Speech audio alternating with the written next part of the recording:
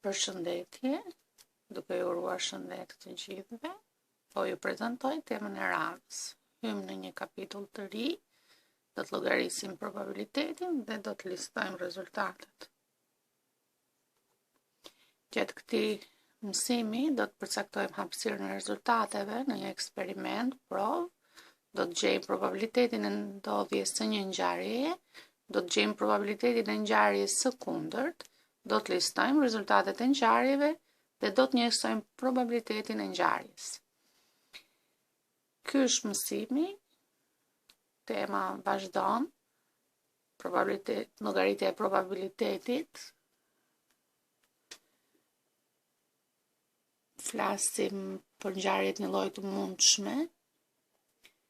Probabiliteti i ngjarjes tregon matematikisht se sa mundësi ka që të ndodhë një ngjarje e caktuar. Ngjarjet me rezultate një lloj të mundshme përdorin probabilitetin teorik për të na treguar mundësitë që kanë që të ndodhin.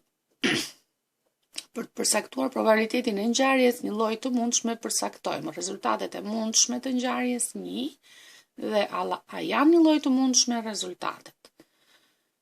Gjatë hedhjes së një zari, të gjithë numrat nga 1 deri në 6 kanë të njëjtën mundësi për të rënë, pasi zari është ndërtuar nga një kub, i cili ka të gjitha faqet katrore. Ngjarja bie numri 3 është një lloj e mundshme me të gjitha ngjarjet e tjera. Vlera e probabilitetit të një ngjarje është një numër midis 0-s dhe 1-shit.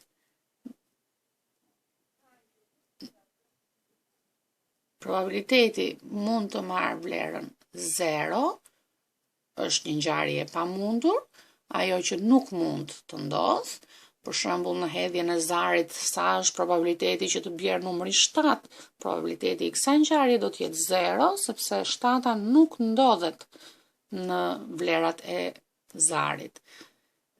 Dhe ngjarja me probabilitetin 1 është një ngjarje e sigurt. Ngjarja e sigurt është përsëritje zari, nëse hedhim zarin dhe pyetja do të ishte sa është probabiliteti që numri i rënd të jetë një numër natyror, ose sa është probabiliteti që numri i rënd të jetë një numër më i vogël se 7. Pra, duke qenë se të gjithë numrat i plotësojnë kushtet, atëherë të gjithë numrat që do na bjerë do të na japin probabilitetin barabartë me 1. Probabiliteti i një ngjarje është i barabartë me raportin e numrit të rezultateve të ngjarjes me numrin e përgjithshëm të rezultateve të provës. Me formulë shkruhet PA-ja është e barabartë me, pra probabiliteti i ngjarjes A është i barabartë me numrin e rezultateve të ngjarjes A përmbi numrin e hapësirës së rezultateve.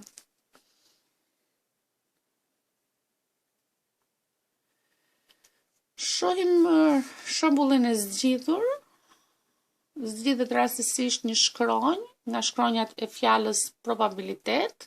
Sa është probabiliteti që shkronja e zgjedhur të jetë shkronja B ose një zanore. Ngjarja zgjedh rastësisht një shkronjë është ngjarje me rezultate një lloj të mundshme. Dim që probabiliteti i ngjarjes A njësohet me formulën e dhënë. Pra PA-ja është e barabartë me NA përmbi NH. Secila shkronjë ka të njëjtën mundësi zgjedhje, pra edhe shkronjat që përsëriten. Zgjidhet shkronja B, ka 2 mundësi, ndër 12, që janë gjithsej shkronjat e fjalës probabilitet, pra probabiliteti i ngjarjes A është i barabartë me 2 përmbi 12, thyje secila thjeshtohet dhe del 1/6. Edhe në rastin B, kemi 4 mundësi për të zgjedhur zanore, O, A, I, E.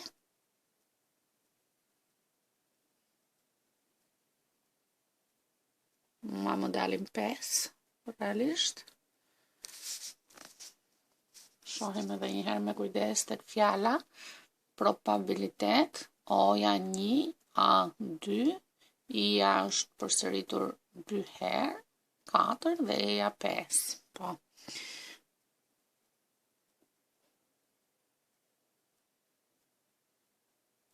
Pra, probabiliteti do të ishte 5/12 dhe nuk thjeshtohet.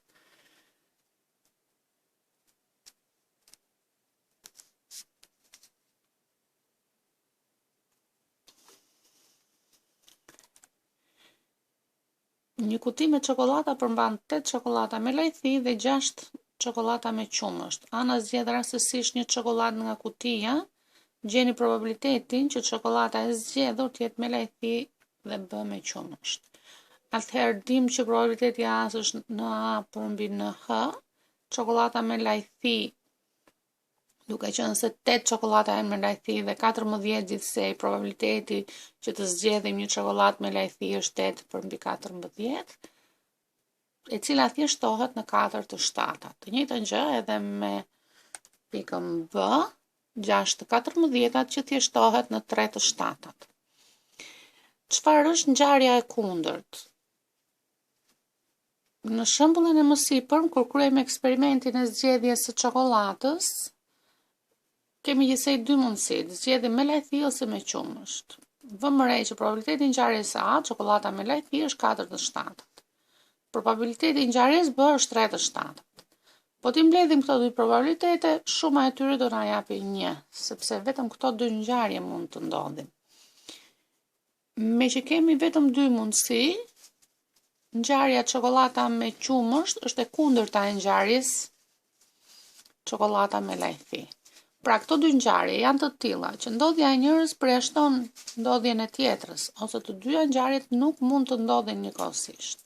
Pra probabiliteti i ngjarjes së kundërt shënohet me A me një vij lart, probabiliteti i ngjarjes së kundërt është 1 minus probabilitetin e ngjarjes A.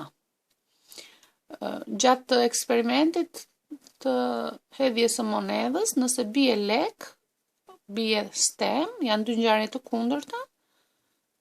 Nëse bie numri 3 ose nuk bie numri 3, janë edhe këto ngjarje të kundërta. Gjithmonë probabilitetin e ngjarjes së kundërt pra e gjejmë si 1 minus probabilitetin e ngjarjes A.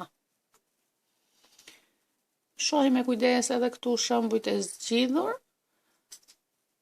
Probabiliteti që të nxjerr Arush është 3/16,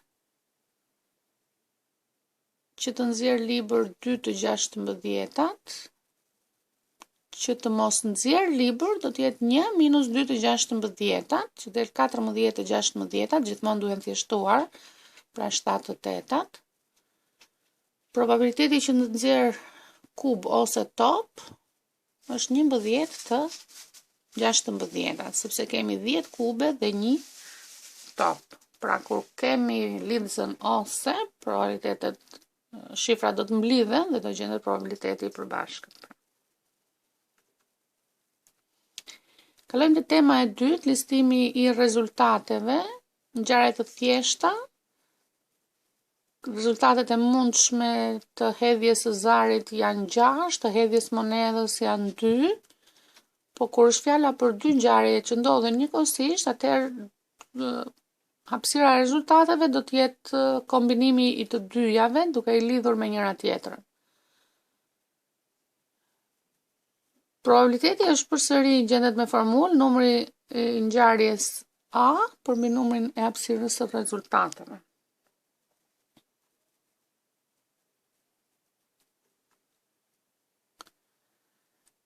Për të gjitha sa thash më sipër, i gjeni të zbatuara edhe në ushtrime.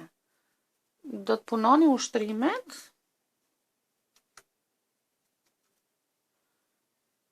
të cilat do të më dërgohen me foto në emailin tim, kurse fleta e punës do të plotësohet nga të gjithë për të dy mësimet. Një ditë të mbarë, miropafshi.